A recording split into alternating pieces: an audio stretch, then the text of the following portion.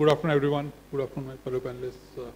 See, what is really happening, as I see, is, as was rightly said, while AI is increasing a lot, but the threats which are based on AI are also increasing at the same pace.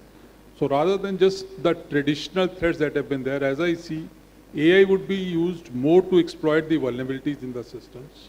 Also, all these phishing attacks and the ransomware attacks, which have been there for quite some time now, would but become much more sophisticated because of AI.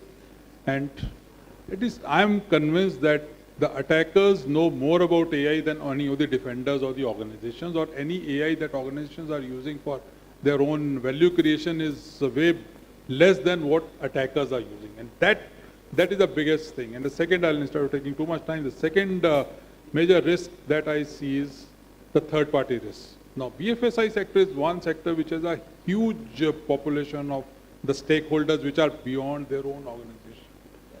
Those also become a huge entry point for threats into BFSI.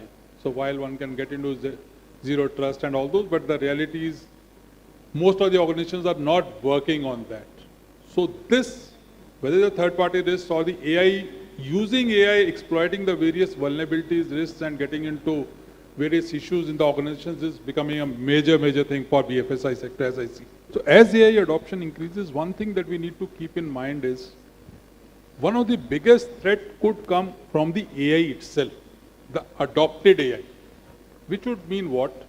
Your data poisoning and the model poisoning.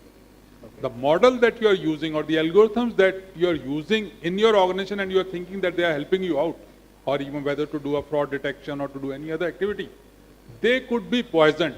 They could be attacked themselves and you could be getting either wrong answers or your data could be going out. Similarly, the data itself could be poisoned in the entire thing. So one of the biggest things that companies need to take going forward is, as they say, that you use diamond to cut diamond, so you have to use AI to ensure that the AI-related risks are taken care. So it should mean that, first of all, if I look from AI model poisoning, data poisoning, all other activities, or a bias in the AI data, you have to really put in very stringent measures from an AI data or AI governance perspective, the data governance practice, ethical data governance practices, and do a strong audit onto top of that so that the entire thing is done. Second is, I go back to what Bhavesh and Bharat said, which is on the awareness.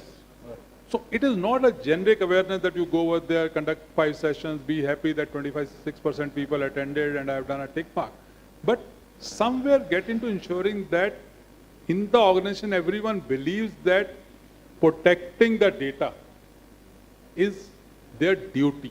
It is not that they are doing an ahsan on the organization that yes, I protected the data, but it is my duty. If I don't protect, the organization could go down. I think that level of thing, and for which your generic trainings that you just put in that cybersecurity is bad, you do this, not this, but it has to get into a culture of the organization that data security is very important. And for that, I believe that it has to start from top. It should not be that the leaders and bosses say, no, you do for all those things, guys, but I am actually busy outside or I have a meeting, I can't attend. So you have to demonstrate right from the top that it is done. So these are two things that rather than getting into longer thing, I'll just leave it so that we hear others' views also.